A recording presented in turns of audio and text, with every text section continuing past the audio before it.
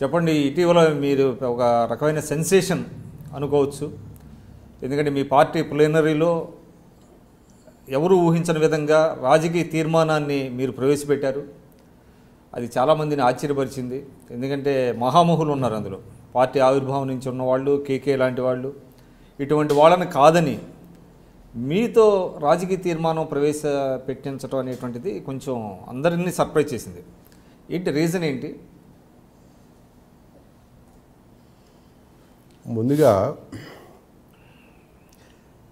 TRS పార్టీలో నేను చేరినప్పటి నుంచి కూడా కేటీఆర్ గారితో కానీ కేసీఆర్తో కానీ నాకు సన్నిహిత సంబంధాలు నేను ఏర్పాటు చేసుకోవడం జరిగింది. సో ఆ చేయటమే కాకుండా వాళ్ళు నాలో ఉన్న ఒక డెడికేషన్ అనేది ఇద్దరు కూడా గుర్తించడం కూడా జరిగింది. డెడికేషన్ ఇన్ ద సెన్స్, ఏ పని చేసినా ఏ పని పట్టుకున్నా కూడా ఆ పనిని పూర్తిగా కంప్లీట్ చేసేంత వరకు నిద్రపోయినటువంటి మనస్తత్వం నాది. ఇంకా చెప్పాలంటే మనం కింద స్థాయి నుంచి వచ్చిన లీడర్లం, కింద స్థాయి నుంచి ఎదిగిన ఇది మనది. ఆ పరిస్థితుల్లో సో పార్టీలో చేరినాక మన జిహెచ్ఎంసీ ఎలక్షన్స్లో మంచి రిజల్ట్స్ రావటం, అట్లాగే కమ్యూనిటీ పరంగా కూడా ఒక రకమైన పాజిటివ్ వేవ్ రావటం, ఇదంతా కూడా కేసీఆర్ గారిని నేను ఆకర్షించడంలో అదొక విషయంగా చెప్పుకోవచ్చు. ఆ తర్వాత ఏమైందంటే, అది చూసిన కేసీఆర్ ఇమీడియట్గా నన్ను స్టేట్ ప్రధాన కార్యదర్శిగా నన్ను అపాయింట్ చేశారు. ఆ రోజు అది కూడా నేను ఊహించలా వాస్తవంగా. అంతకుముందు నేను టీడీపీలో పనిచేసినప్పుడు కూడా నేను స్టేట్ ఆర్గనైజ్ సెక్రటరీగా ఉన్నాను, 23 జిల్లాలకు కూడా పనిచేశాను.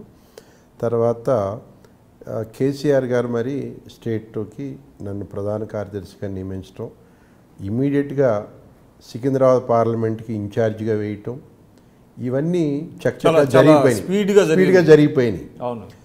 సో అంటే వాళ్ళు నాలో ఇతను ఒక స్పిరిట్ దీన్ని గ్రహించారు, స్పాట్ చేశారు.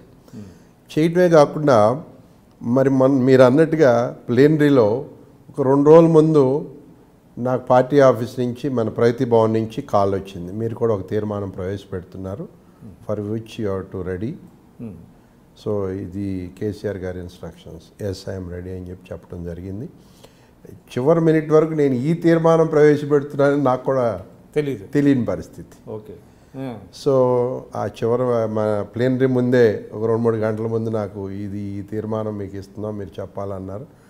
అది నాకు అంటే మీరు ప్రిపేర్ చేస్తారా తీర్మానం, లేకపోతే కేసీఆర్ గారు అందులో ఏముండాలి అని పార్టీ నుంచి పార్టీ ప్రిపేర్ చేసి చెప్పింది ఇలా ఉండాలని పార్టీ ప్రిపేర్ చేసి తీర్మానం ఇచ్చారు, దాన్ని మీరు మన అక్కడ ప్రజెంట్ చేశారు అంతే. Okay. So it is an honour for you. Yes, it's very much honour. ఎందుకంటే మీరు అన్నట్టు ఎంతో మహానుభావులు యోధనులు ఉన్నారు, అతిరథ మహారాజులు ఉన్న పార్టీ. కాబట్టి నన్ను నమ్మారు, నాకు ఇచ్చారు. అదే ప్రకారంగా నేను అక్కడ ప్రజెంట్ చేయగలిగాను, వాళ్ళందరి మెప్పు పొందగలిగాను నేను. It's a very good achievement for me. Very satisfying. Okay. ఆ తర్వాత అది అయినాక ఒక 2 రోజులు అయితే నా ఫోన్కి రెస్ట్ లేదు, నాకు రెస్ట్ లేదు. ఎందుకంటే వచ్చే హ్యూజ్ అచీవ్మెంట్, నేను ఎక్స్పెక్ట్ చేయనంత ట్రెమెండస్. అంటే సాధారణంగా ఏ పార్టీలో చూసినా కూడా రాజకీయ తీర్మానం అనేది సీనియర్ మోస్ట్ లీడర్లు ప్రవేశపెడతా ఉంటారు. అవును. అటువంటిది దానివల్ల అంటే నేను వినటం ఏంటంటే కొంచెం మీ మీద చాలామందికి అసూయ కూడా కలిగింది. పొలిటికల్లో సహజమండి, అసూయ ఏముందిలే కానీ ఎవరు ఆపర్చునిటీస్ వాళ్ళవి. ఇప్పుడు తెలుగుదేశంలో నేను గాంధీ గారు మేమంతా కలిపి సీట్ కోసం పోటీ పడ్డాం.